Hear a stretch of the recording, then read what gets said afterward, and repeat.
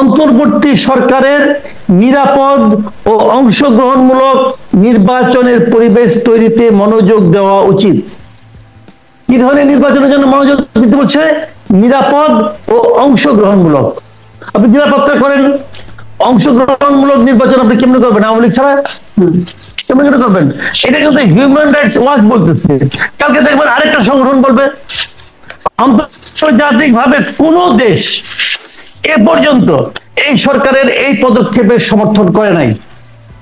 তারা যে আওয়ামী লীগের কার্যক্রম নিষিদ্ধ করছে, আওয়ামী লীগকে যে নির্বাচনের বাইরে রাখতেছে, এই কাজে তাদের এই পদক্ষেপের সমর্থন বহির্বিশ্বের কোন একটা দেশ এ পর্যন্ত করে নাই, এবং এর প্রতিবাদ আসতেই থাকবে। সার্জিস বলেন, হাসনাত বলেন, নাহিদ বলেন, আমেরিকা লন্ডনে যেতে পারবে, যাক না, দেখেন না কি হয়। তখন ওখানে কিছুদিনের জন্য ডিমান্ড দাম বেড়ে যাবে। এটা তো বাস্তবতা। অত সহজ না, ধর সবাই খাবে। জি, যেমন ধরেন আপনি যা করবেন তাই পাবেন, আপনি যা করবেন আগামীকাল তাই ফেরত পাবেন। আপনারা বলতেছেন, গাড়ি জোরে বলতেছেন আমরা ঠিক করছি, অমুক করছি।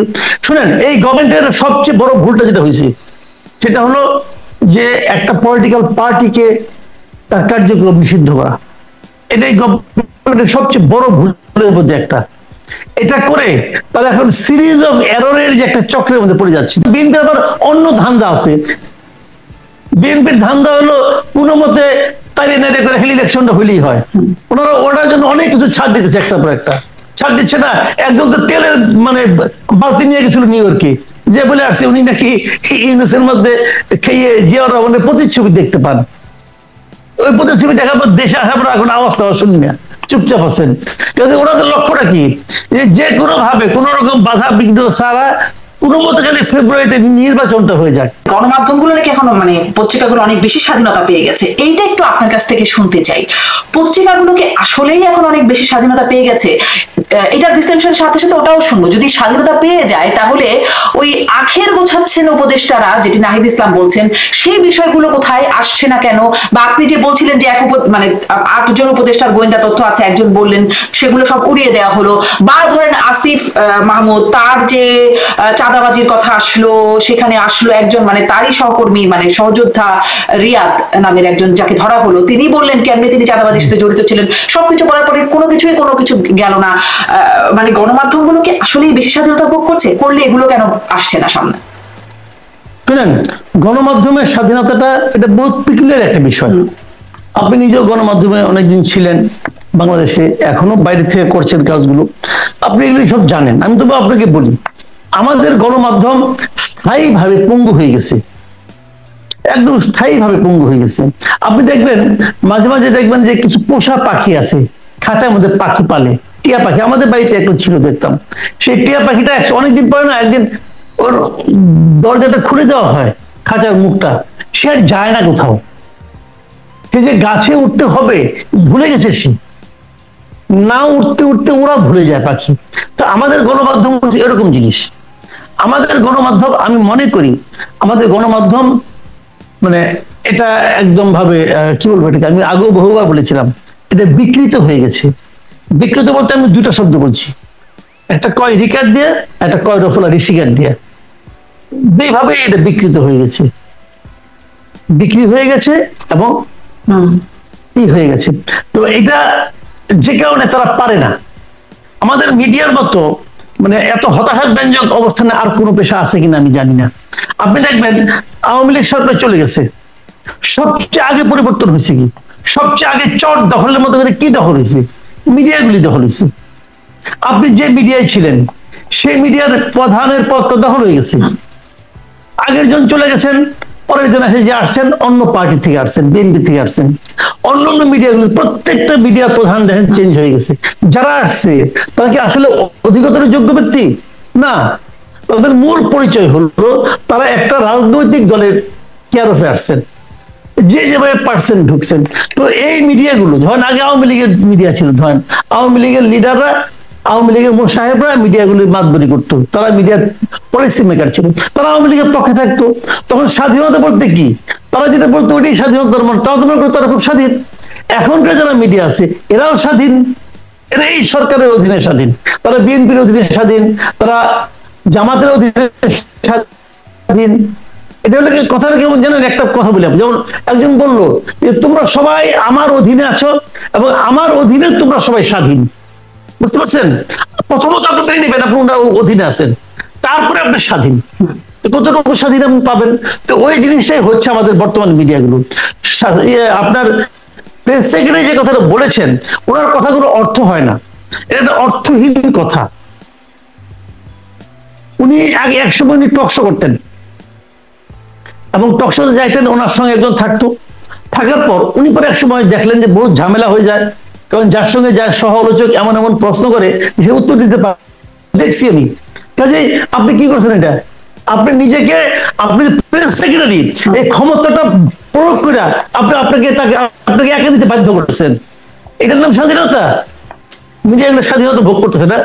আমি আসলে আপনার কাছে এখন একটু সাংবাদিকতার বা গণমাধ্যমেরই একটা মানে কম্পারেটিভ বিশ্লেষণ যদি জানতে চাই, কারণ বিএনপির ভারপ্রাপ্ত চেয়ারপারসন তারেক রহমান তিনি যে সাক্ষাৎ দিয়েছেন সেখানেও তার কাছে প্রশ্ন ছিল যে গণমাধ্যমের স্বাধীনতার সামনে আপনারা আসলে আপনারা নিশ্চিত করবেন কিনা। তিনি বলছেন যে তিনি আসলে বেশ এই বিষয়ে পুরো উত্তরটাই তিনি দিচ্ছেন যে বিএনপির সময় নির্যাতন হতো না, বিএনপির সময় মানে গণমাধ্যম বা সাংবাদিকদের হুমকি ধামকি দেওয়া হতো না।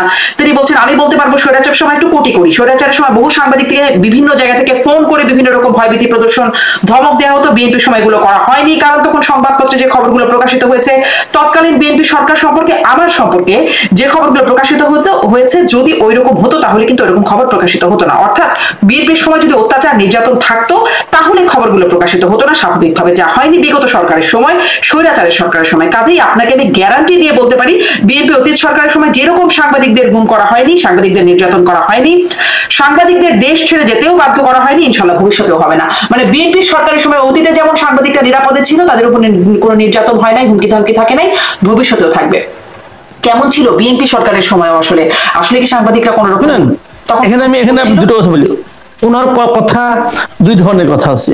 উনি একটা কথা বলেছেন যে আগামীতে সাংবাদিকদের উপর ওনার কোনো প্রভাব থাকবে না, সাংবাদিকতার উপর কোনো প্রভাব থাকবে না, এবং সংবাদপত্রকে এবং সাংবাদিকতাকে মানে আটকানো হবে না, গলা টিপে ধরা হবে না। এই হলো একটা পদ্ধতি, একটা ছিল না। আচ্ছা, এখন যেমনটি যখন বলে তখন আমি আতঙ্কিত হই। আসলে যেমনটি বলে তখন আমি আতঙ্কিত হই। বিএনপি আমলেও ছিল, 91-এ যখন বিএনপি প্রথম ক্ষমতায় আসছে, ভাই খালেদা জিয়া যখন প্রথম ক্ষমতায় আসছে, আপনি জানেন ঢাকা সাংবাদিক ইউনিয়ন ভাঙছে ওই সময়। ঢাকা সাংবাদিকদের যে সংগঠনটা সেটা দ্বিখণ্ডিত হয়েছে খালেদা জিয়ার আমলে। উনি অস্বীকার করতে পারবেন? উনি বলবেন আমরা তো ভাঙি নাই, আপনারা ভাঙছেন। হ্যাঁ, আমরা ভাঙছি, সেটা কিন্তু আপনারা এনকারেজ করছেন, আপনারা তো আশ্রয় দিয়েছেন। যে পক্ষটা আপনাদের কাছে গেল, হাজিরা দিতে গেল, তাদেরকে আপনি বলছিলেন যে আপনি একসঙ্গে আসেন, বললেই হইতো, বলেন নাই তো।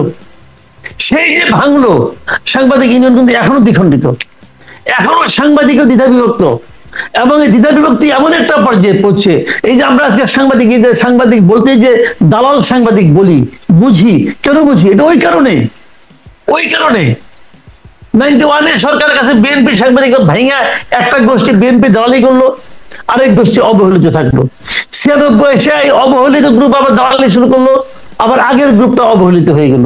2001-এ এসে তারা আরো বিপুল বেগে দালালি আরম্ভ করলো, আগের গ্রুপটা আরো বিপুল বেগে অবহেলিত হলো। 2009-এ এসে তারা বিশাল বিপুল বেগে আসলো, তারা এখন মানে পার্টির মানে লাঠিয়ালে পরিণত হলো, আর আরেক গ্রুপ বিলাই হয়ে গেল। এখন আবার বিলাই সিংহ হয়ে গেছে, আর আগে সিংহ এখন বিড়াল হইয়া লুকিয়ে পড়ছে। এই তো চলছে, এটা আগামীতেও চলবে, এটাই চলবে। এই ধারাটা যতক্ষণ আপনি বন্ধ না করতে পারবেন ততক্ষণ পর্যন্ত সাংবাদিকতা স্বাধীন হবে না। একদম শেষের দিকে কথা বলি যে তাহলে ওই যে সেফ এক্সিট দিয়ে কথা বলা শুরু করলাম, সামনে ধরেই নেওয়া যাচ্ছে যে তারেক রহমান হবেন প্রধানমন্ত্রী, বিএনপি আসবে ক্ষমতায়, পরিসংখ্যানগুলো তাই বলছে। যদি তাই হয়, সেফ এক্সিটের সমস্যায় মানে আসলে কি উপদেষ্টারা সেফ এক্সিট পাবেন? এখন তো বেশ প্রধান উপদেষ্টার সাথে সবারই একটা ভালো সম্পর্কের মোটামুটি দেখা যায়। এটা পেতেই পারে। আমার এতে মনে হয় না খুব সমস্যা হবে, অনেকেই পেতে পারে, কারণ এখানে তো লেনদেনের ব্যাপার থাকবে। খালি মুখ চাইয়া সেফ এক্সিট দিবে কেউ তার মনে করি না, লেনদেন হয়ে যাবে, এটা বড় অঙ্কের লেনদেন হয়ে যাবে। আওয়ামী লীগের এই যে মনে করেন আওয়ামী লীগের নেতা, মন্ত্রী, এমপি সবাই যে বাইরে চলে গেলেন, কারো তো কোনো সমস্যা হলো না। অনেকে কয়জন মন্ত্রী ধরা পড়ছে ভাই, তাই না? কয়জন এমপি ধরা পড়ছে, অনেকে তো বাড়ি চলে, দেখি তো অনেকে বাড়ি চলে গেছে।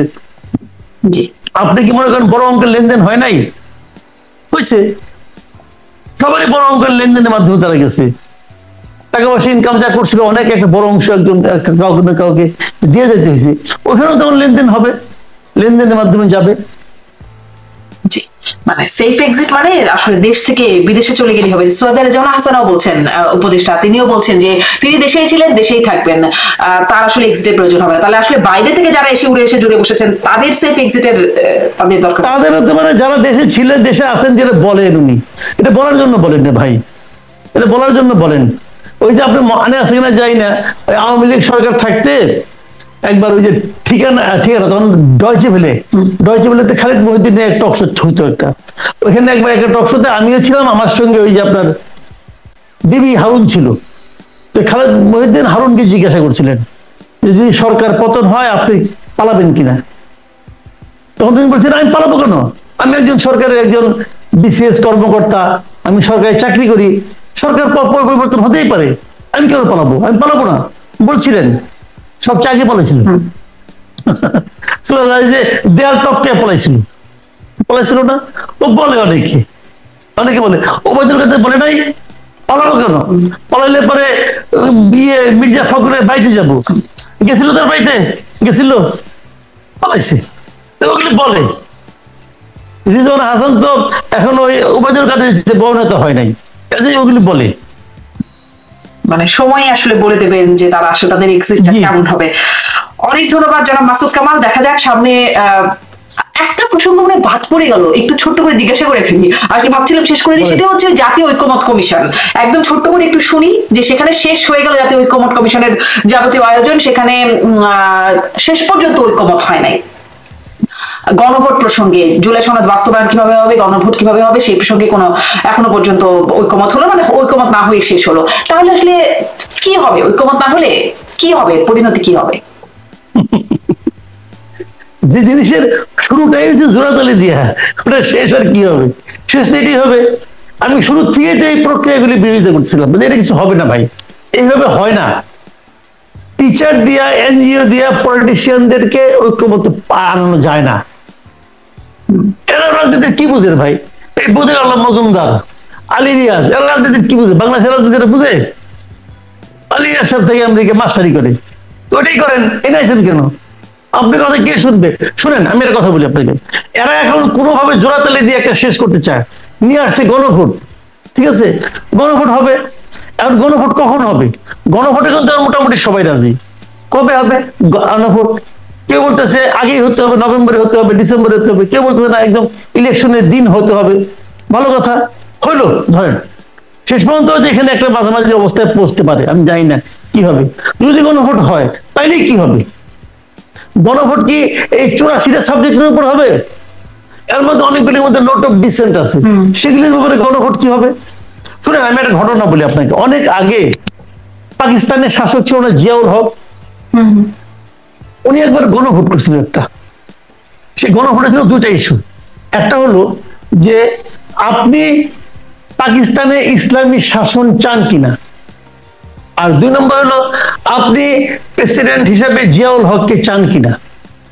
যদি আপনি এই দুটাতেই চান তাহলে হা, আর না মানে দুইটাই আপনি চান না। তাহলে এখন যারা জিয়াউল হককে না চায়, তারা যদি না দেয়, তাহলে তারা কিন্তু পাকিস্তানের ইসলামী শাসন চায় না, এটাও প্রমাণিত হয়। হয় কিনা? হয়। তাহলে এই দুইটা কি সম্পর্ক? কথাটা খেয়াল করে, মাত্র 2টা কিন্তু ছিল সাবজেক্ট, আর আমার এখানে সাবজেক্ট হলো 84টা। 84টার মধ্যে আপনি উচ্চ কক্ষ চান? হ্যাঁ চাই। আপনি কি উচ্চ কক্ষে পেয়ার সিস্টেম চান?